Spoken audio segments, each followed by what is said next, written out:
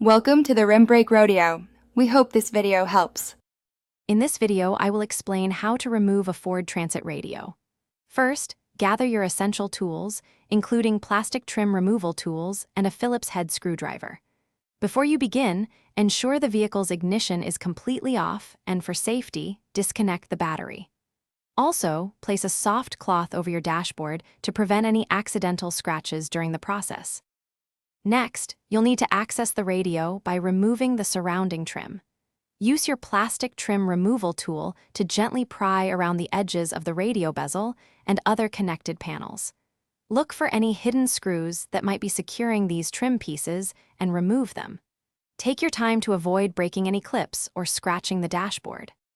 Once the trim is out of the way, you'll see the radio unit itself. Typically, there are 4 screws securing the radio to the dashboard frame. Use your screwdriver to carefully remove each of these fasteners. After all screws are out, gently pull the radio unit straight out from its slot. It should slide forward without much resistance. With the radio unit pulled out, you can now access the wiring harnesses and antenna cables at the back. Carefully press the release tabs and disconnect all the connectors. Once everything is unplugged, you can safely remove the radio.